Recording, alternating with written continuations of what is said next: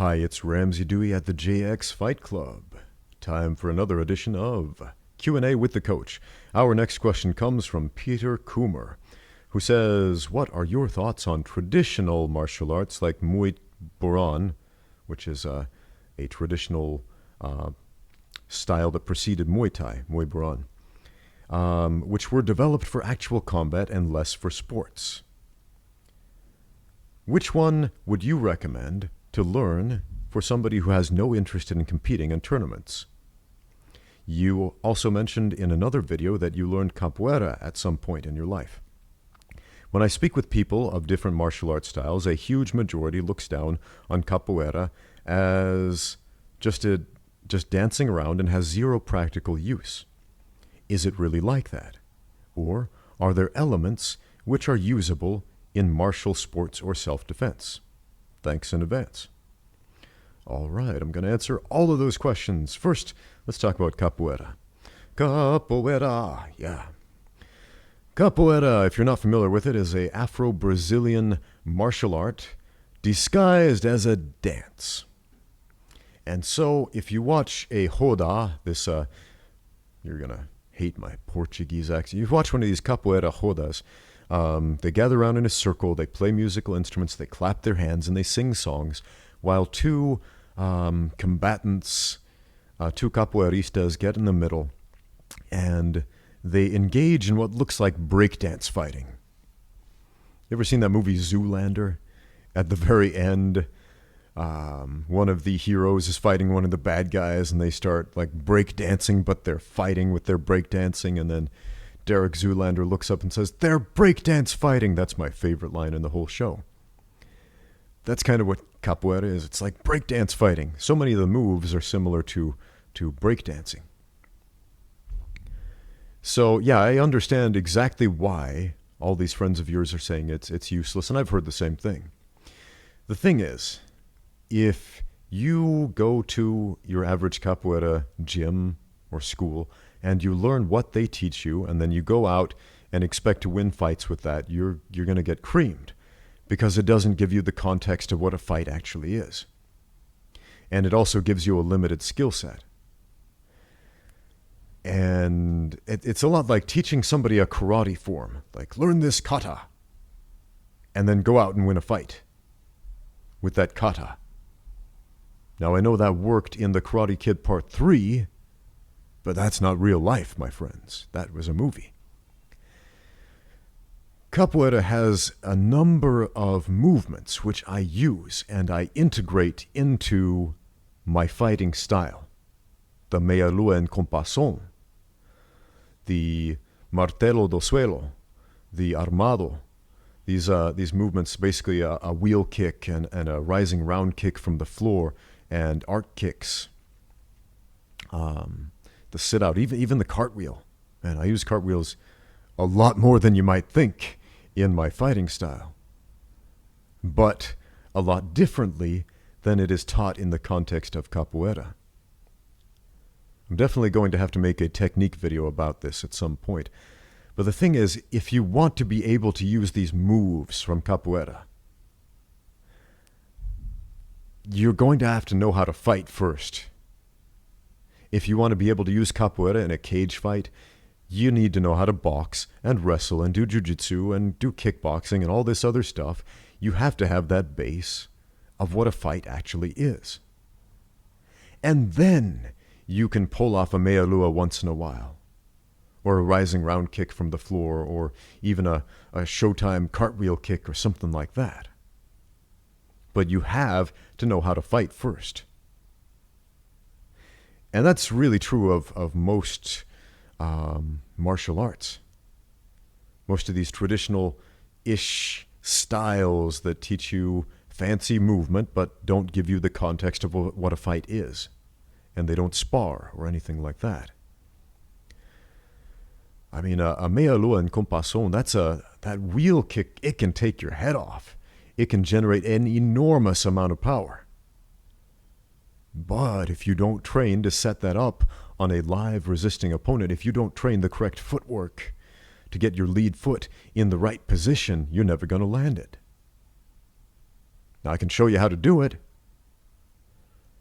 But you're not going to get that from the average capoeira gym. They're going to teach you how to sing the songs and play the instruments and clap your hands and do cartwheels and do showy acrobatic movements in the middle. And I think that's really fun. I enjoyed it back in college. That's why I joined the college capoeira club.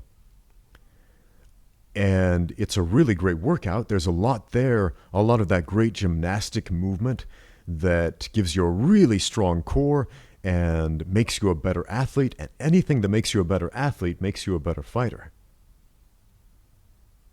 But just going out and doing a bunch of athletic things isn't enough. Clearly, you also need to learn how to fight. So you need the athleticism, and you need the technique, and you need the experience and the context and the sparring and all that good stuff. I mean, this really should be self-evident. So that other part of your question, Muay Boran, the ancestor of Muay Thai. So what are my thoughts on that?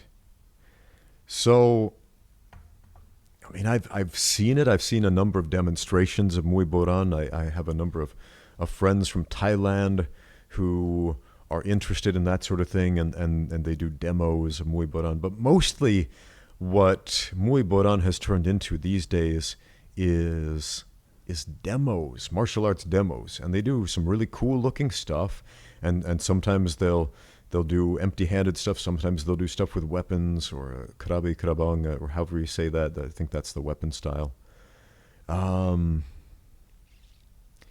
And it's fun and it's interesting, and there are a number of very unorthodox techniques that they'll use in this style that you won't often see in a Muay Thai fight. For example, a double-fisted uppercut. And I remember seeing this in a Muay Boran demonstration, and I thought, that's really weird. Why would you do that? And I remember thinking, well, let me just try this out in sparring one day, and I actually pulled it off, and it's like, well, it's actually not the worst thing ever, because, you know, you basically got your guard up and you're punching with your guard.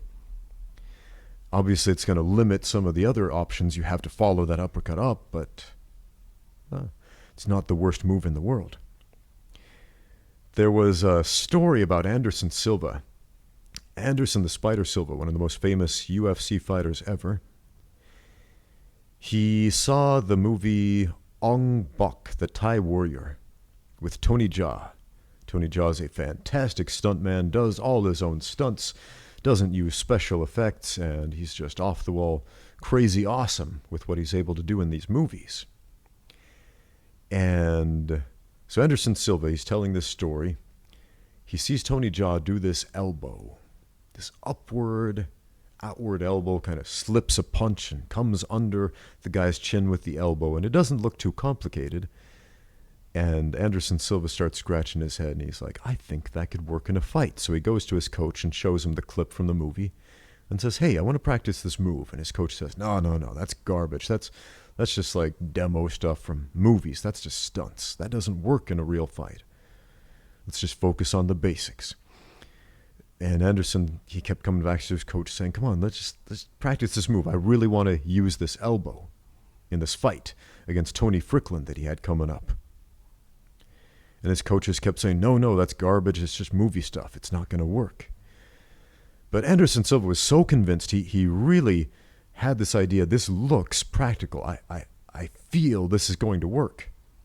And so he had his wife, who was much shorter than him, hold a pillow and stand on their couch at home, and he would throw hundreds of repetitions of this elbow every day at the pillow while his wife held the pillow for him. And come fight time, I think it was round 2, between rounds, Anderson looks at his coach and says, I'm going to do that Tony Jaa elbow. And his coach is like, no, what are you thinking? No. Anderson Silva goes out there. Tony comes out, throws a jab. Anderson slips it and then comes back, boom, with the elbow right under the chin, and gets a highlight reel knockout doing this unorthodox thing that everybody thought wasn't going to work. Now, where did this elbow come from? Did Tony Jaa just make it up for a movie? Well, no, he drew on his knowledge of Muay Boran, which again has basically been relegated to forms and demos in the modern world. But it's based on real combative movements. Now, that's not to say that all of these movements are easy or practical, but it comes down to the same principle that I mentioned with capoeira. If you already know how to fight, you can add these other tools into your toolbox. Anderson Silva already knew how to fight. I mean, he was a good fighter at that point. He had a really, really solid understanding of distance management and timing and setups and all this other good stuff and how to slip a punch and whatever. And so he was able to integrate this unorthodox movement into his fighting. So if you are interested in using capoeira movements, make sure you know how to fight first. And then you can start adding those wheel kicks and those rising round kicks and cartwheels and whatever else. But know how to fight first. Thank you for watching. Get out there and train.